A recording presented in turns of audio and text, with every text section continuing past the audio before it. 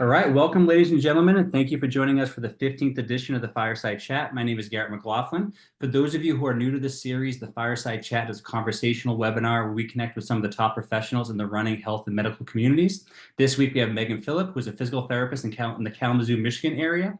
Before we get started, let me cover a quick few housekeeping items. First, do us a favor and silence any technology around you to make sure you get the most from this chat. Second, I highly recommend asking questions. Of course, there'll be specific items we will cover that was outlined in the registration, but you are welcome to ask anything that will help you positively impact your health, mobility, and performance.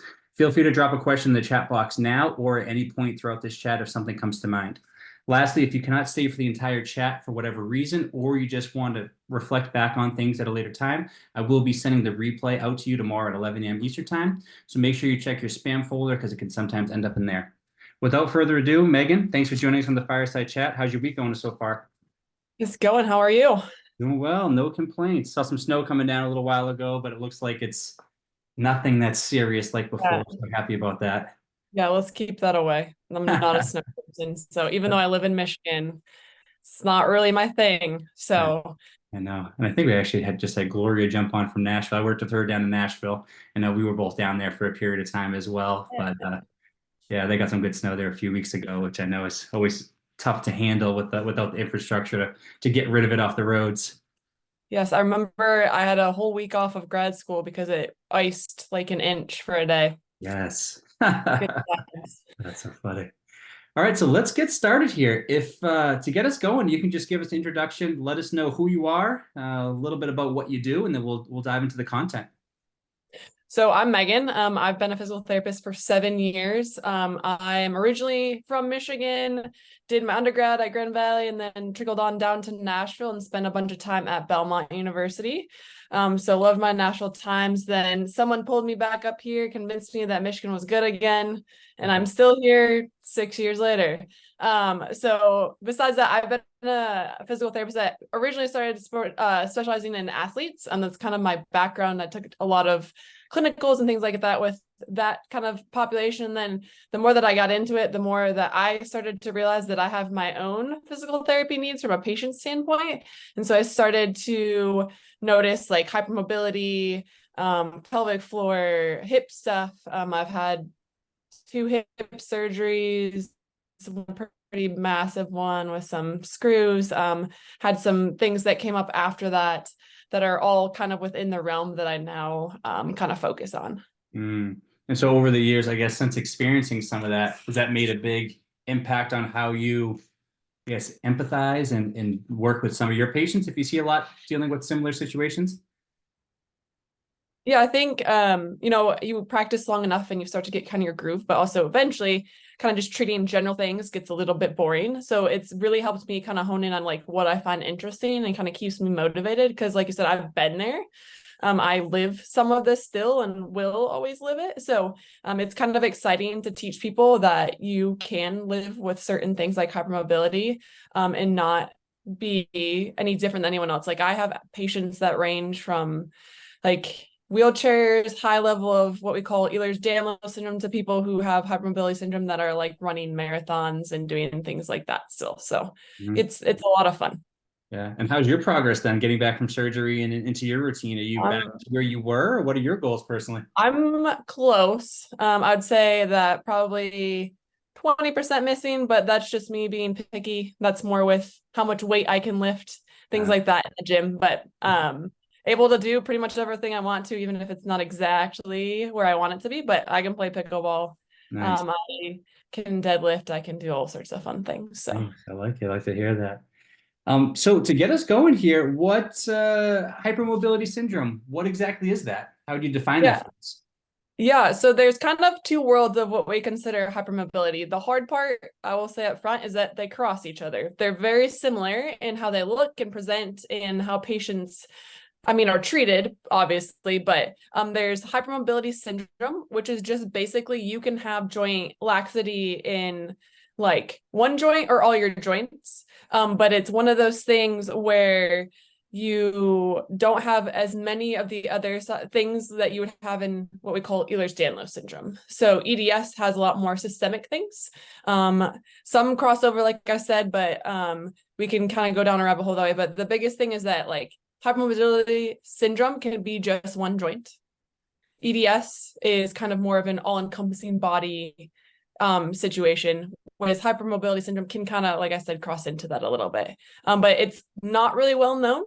It's kind of came up in the last probably 10, 20 years, and having a differential between the two side of things.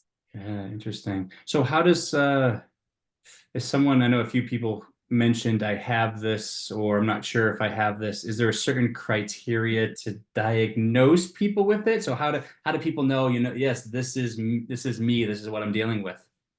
Yeah, so there's lots of different ways we kind of start nitpicking things out. Kind of how hypermobility syndrome is basically just one thing. Okay, so you don't have EDS, but you have mobile joints.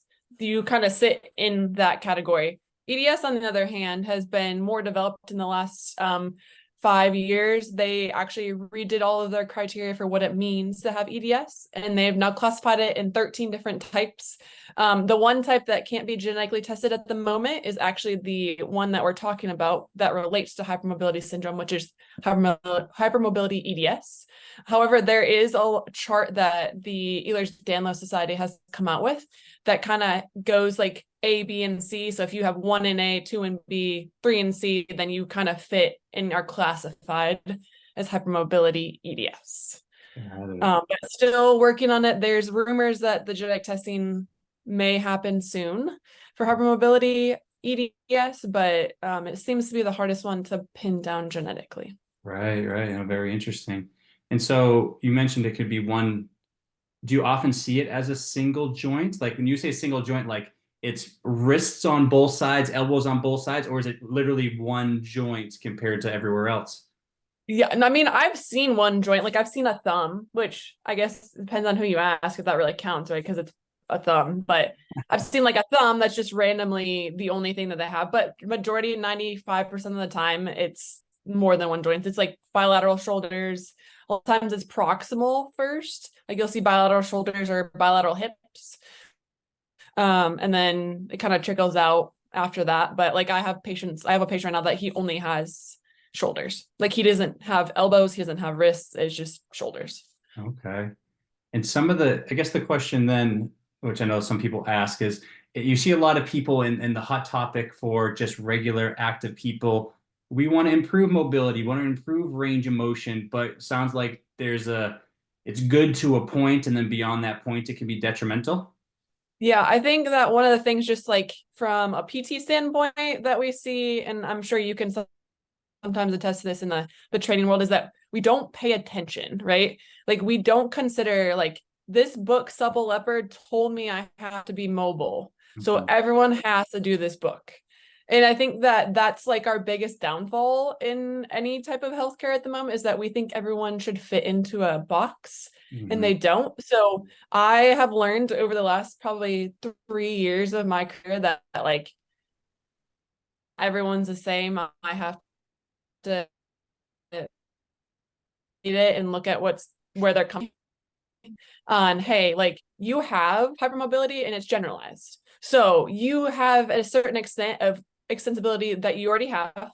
We're not necessarily going to force that. However, if let's say one hip is a little bit tighter than the other hip, we might talk about that, because that's still, you have to work symmetrically.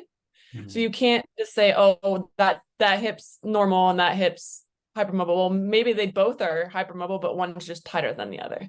So making sure we do that. But also with EDS patients, we often talk about like, what's your baseline? So where are you? And let's find like kind of what your normal should be, right? Because normal for them is on purpose to be a little tight. That keeps their joints together. So we kind of find like, hey, let's like try a little bit at a time and see what works for you. And then this is what you're going to focus on for now. And then we'll revisit if something comes up. Like sometimes we're tight in our hip flexor, we work on that, and then all of a sudden we have pain. Okay, maybe we overdid some flexibility or mobility there. So trying to be very like assessive every time they come in, because everyone is like this, but no one ever comes back the same. Interesting. So one thing I found was interesting there, you mentioned they might they might be tight. And so the sensation of tightness as I guess, a way to stiffen up and stabilize because they have laxity. So their muscles are gonna try to compensate to be tight and restricted to stabilize the joint. Is that how it works? Yeah, so like you'll find, like I have quite a few EDS hypermobility patients right now, but you'll find that like if you were to poke on them versus compared to another person, like from a PT standpoint, what we can feel as tight, which, you know, it's based off our subjectivity, like it's gonna feel different compared to the other person in different ways, but also like the actual person will tell you. Like I have patients will be like, this is tighter than I remembered it being, and it's really bothering me. Can we look into this? Mm-hmm. Or this like seems fine. I'm doing really well. I think it's looser. I think I'm good where I am right now. Like, let's move on to something else. So like I try to teach both sides of hypermobility to learn a little bit of that. Not because I want them to over focus on that, because we can get down that pathway and that's not really where we want to be, but to like try to find their happy medium, because it is a lot of pain science within there. So knowing like, hey, like, is this my brain actually telling me something, or is this my body helping me stay stabilized? And I think a lot of times those signals get confused because A, they've seen 500 other PTs that told them they were tight or whatever it might be. Yeah. And B, they like just like research out there, all the social media things out there tells everyone they should be one way. Right. Yeah, social media. Oh, yeah. Here we can go down the rabbit hole on that. Yeah. So why the next one, I guess, digging into both sides of it, why this matters and why it does not matter as much as we think. So what's your perspective on both ends there? So I think in the past we've been, don't touch these people. These people shouldn't do anything. We shouldn't let them like exercise, whatever that means to to that particular person. And I think that doesn't matter anymore. We talked about like I have hypermobility. I can overextend my hips, even though I had hip surgery to not do that. I have knee valgus or knee hyperextension. I hyperextend my shoulders. So like, but I still lift. Like I can deadlift 200 pounds. I can squat 180. Like I can still do things, but I've learned through different avenues, like, hey, this is where my joint should be. Hey, this is what this, like, this is not correct.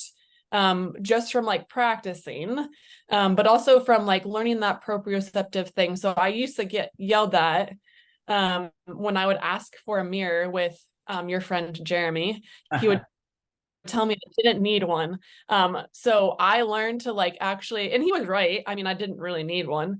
So he taught me a lot about like on myself, because like obviously I knew I had that, but like when it's your own self and you're like, it just doesn't, your brain doesn't work that way. So like I couldn't figure out how to do that, improve that on myself. So he taught me a lot about that. And I learned like, hey, my knee is not feeling in the right place when I squat. This is what it should feel like. This feels weird. What am I doing? Or hey, like I really need to work on my lower trap because I can't hold a bar behind my back without it being all wonky because I don't have that strength. So those are kind of things like from my end of being a patient. I think that we still kind of do this, like if you're able to, like you can try to do things that you might be told that you can't, with supervision and like education and making sure that you're moving the right, those kind of things. Like it doesn't have to be like you have to sit and do nothing, read a book, crochet, be an older lady, whatever you want to call it. You can do things. But why it does matter is because we have to know that in order to get people to their goals, right? So if I go and train someone and I don't pay attention to like their overall flexibility or their overall mobility or their overall strength, and I just start throwing them things, one, they're going to get hurt. Two, they're going to never come back because you made them so sore. Three, it's just not, they're going to get frustrated because they're not getting what they want out of what they're doing. So like it does matter. It also matters in how we, like I dose things. So my patients that have hypermobility and EDS, like I tend to start them off with a lot more weight bearing stuff. then I do any open chain type thing. So everything's pretty much closed chain from the beginning. So they can kind of work on their proprioception. I make them not watch their arm if I can, unless it gets really weird. And then I let them watch a couple reps and try to figure it out after that. Those kind of things. I also like don't have them count reps necessarily. Mm-hmm. I usually time them because I want them focusing on what they're feeling, what they're doing.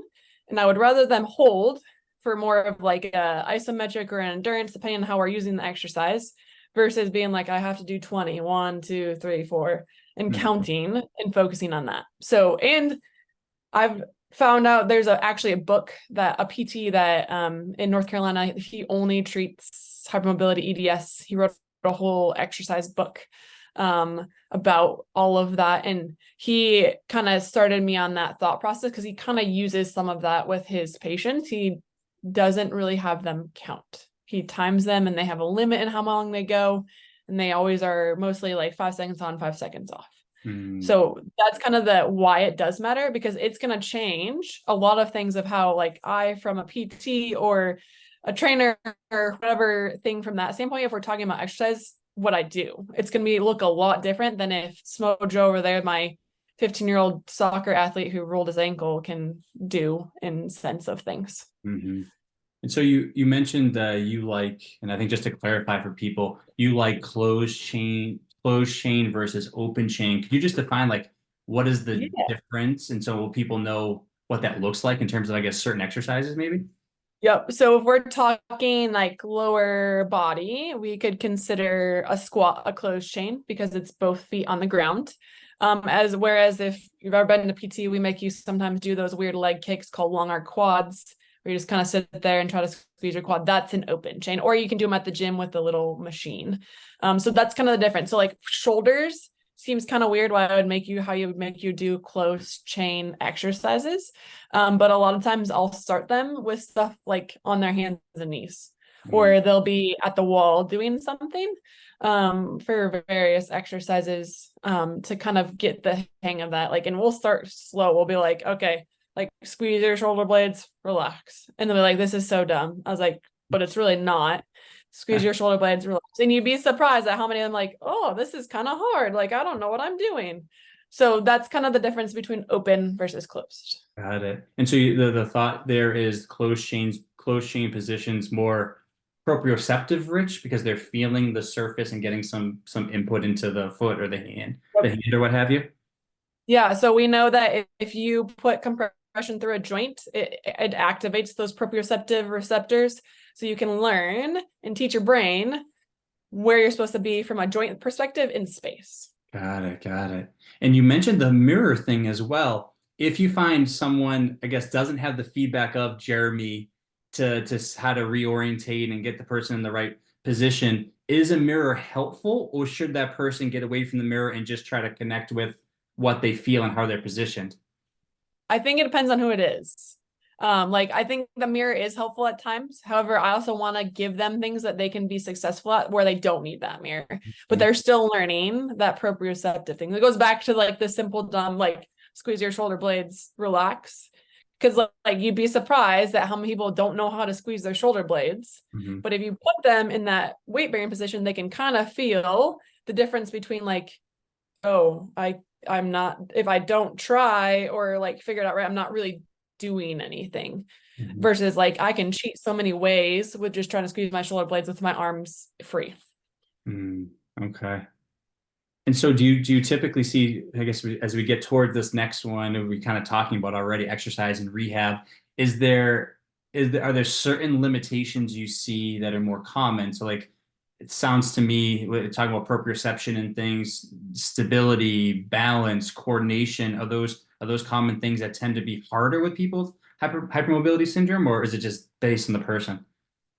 I think it's based on the person, but the one thing I will say is that most people who have hypermobility syndrome or EDS have not a lot of concept of like proximal type joints. Mm-hmm. And so when we start with stuff, that's also what I always start with. Like, yes, we will like start with a little bit of balance and stuff, but we'll focus a lot on like shoulders and hips because that's where everything starts from a extremity standpoint is here in your hips. So make Right. sure that those are proprioceptively aware and know what they're doing, because the rest of it will generally, in a sense, of follow along. But we always try to make sure like sacrum, pelvis stuff is first.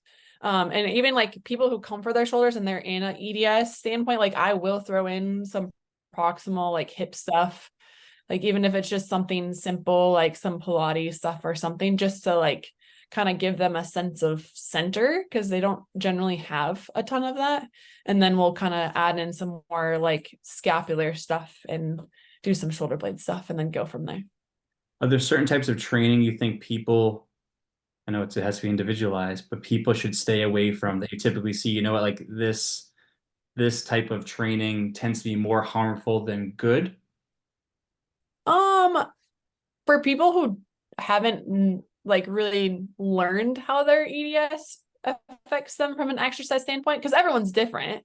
Like I always recommend that people start with like the lower weight, more reps type stuff, and nothing like crazy. Like we kind of just talked about like proximal. So like we're not going to start with arm lifts or flies. Let's start with like maybe some biceps and triceps and maybe some rows and different things like that are more kind of proximal. And then we can start talking about like, okay, let's do some arm raises this way to get you a little bit more out there. And then we can start to progress like, okay, let's do just some like lifts this way and kind of keep going from that standpoint. But yeah, I say like, I don't like to tell people there's off limits to things, because it, like you said, it depends on the person. But generally like you see more of kind of the middle of the road. Like I strength train at a decent amount of weight. I can run sometimes, I just choose not to. I like to do like a high intensity workout for like spin or even some of that hit stuff, depending on how much jumping impact stuff is in there, that stuff like that. So, I mean, we have kind of like that bell-shaped curve. You have people on one end, people on the other, and then the majority of people kind of fit in the middle of where they do well. Okay. And do you typically see a certain response from people to exercise? So like someone that has hypermobility syndrome, after they run, after they work out, feeling more joint soreness, more muscle tightness, is there a different response in any way from exercise, or just based on how much and how hard that session was, like everyone else? I think it again depends on the person, but you like from a personal experience, like I know that I have to pay, like I pay attention to my body. So like some days deadlifts, fantastic, like no issues. Like it makes me feel like great. My back's good, everything. Other days, like, oh, my outside of my knees a little weird after that. Or like squats are the same thing. Like, oh, my shoulder, my like long have my biceps from holding that amount of weight is kind of weird. So I think it's just dependent on the person. Like generally that stuff is like, oh, I like kind of feel it. I know it's there. I need to go like do my rehab or like work it out or do something to help it, but it's not necessarily like going to stop me from doing it again in a couple of days. Right. So again, it kind of depends on the person. Like some people, they have really good stints of like, they don't really have any issues. And then like one thing triggers something and then they get a handful of issues. So it's kind of all over the board from that sense. But I will tell you, like all of my hypermobility and EDS patients, like I really try to give them the ideas and thoughts that like, hey, it's not the end of the world if you have to maintenance something. The goal is that you need to maintenance it before it gets too bad. Like don't let it go. Like if you feel something, don't like get hyped up about it. Like, oh, my knee hurts, my knee hurts. Be like, oh, that feels kind of weird. My knee hurts. Let me go try to do something to help it. And I try to teach them those things because there are some patterns. Like I always get left knee pain if it happens, right? I always, if I squat too much and my knee is hurting, it's always the left one. So like I know what I can do to fix that kind of thing. Right, right. And so Gloria asked a question, and you kind of talked about this, and not really nothing's off limits in some way, but yoga specifically, and especially looking at improving flexibility and holding some of these end ranges and things like that. Is that again just dependent on the person, or are there certain positions that can be more harmful? Yeah, so I never encourage people with hypermobility to hold or do anything at end range. If they end up there, perfect. That's where they are, right? That's that their joint can do that. But I try to be very careful with training people in that end range, unless they're doing something crazy. Like if they can do anything overhead with a barbell that weighs a lot of weight and they're at end range and they're a little sore, more power to you.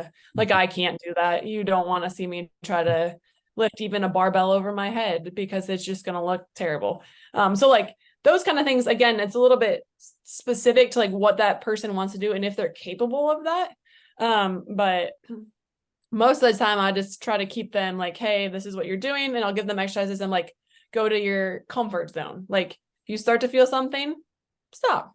It's fine. So like sometimes I'll squat and I'll be like, this is terrible. Like I'm just going to do like squat holds to 90 and try again next time. And then I can squat farther the next time. So I'll do my depth squats, which is not very pretty either because of my hip surgery, but I'll do my depth squats and I'll be fine. So like I'll switch things up depending on how I feel, because to me, I'm not that old. So I want to keep my body going as much as I can. So if I have to change something up, I also have a science mind and I do this for a living. So like I can make something pretty hard without having to go deep. Like I know how to do that from a physical therapy standpoint. So hopefully that answers the question. The big things to be respectful. No, not every training session is probably going to be a hard training session. Like you might feel great one day, feel like crap the other, and you just kind of have to roll with the roller coaster of listening to how you feel as opposed to just always pushing through. Yep. Yeah. And I think even like people like talk about like pushing through, like you can push through a different way, right? Like if I feel bad in squats, I do the just like 90 squat holds. Like I'm still pushing through, but I'm now just doing it in a different sense. I'm doing a less range, but holding for a longer time with a little bit of an eccentric up. Like that's probably going to help you out more anyways, sometimes than just squatting up and down. Right. So right. you can push through a different way. You just kind of have to know how to listen to that and have enough experience eventually and learn from people that's what like how to switch that stuff. Okay. And so as we start to wrap up here, I want to get into the questions, and if anyone has a question, drop it in the chat box now. I have a couple that people put in from the registration, so just want to ask those to you within the last couple minutes. If anyone needs to connect with Megan, questions, anything specific today, want to work with her if you're in this area, definitely recommend reaching out. I always get messed up. I look at your email. I get messed up with so many P's at the end. I look at that. Like, did I write that right? But yeah. And so let's see. Couple questions here. Andrea asked, best piece of advice for someone who is hypermobile runner is getting tested for EDS and doesn't plan to ever stop running. So I guess still kind of in the process of figuring things out, but from a running lens, any advice there? Make sure you stay strong and your proximal stabilizers. Do your proprioceptive work. Something as simple as like get like a couple inch box, and whenever you're like in between, if you're like I do this sometimes, if I'm in between sets, I'll go find a like little step and I'll just like drop down and land on my leg, because that's still simulating running, but you're like, I don't look down, I just kind of drop and feel what it feels like, because there's my proprioceptive task for the day. Is like little things like that can help great wonders for people who want to keep running like that. The other thing is the same thing we just talked about, like, hey, like maybe you can't run 3 miles, but you can get the same effort out of like some sprints or work like that, then switch it up today and then go back and try to run your 3 miles the next time you try. Right. Veronica had the question, how to stretch muscles with hypermobility. So are there certain ways you go about that or recommend to people to stretch that? Because I know like sometimes with certain exercise, like if you look at a Romanian deadlift or a hip hinge, we can get some stretch and length into the hamstring. Is that more preferred than doing like a hamstring stretch with a stretching strap? Is there any best way to go about that?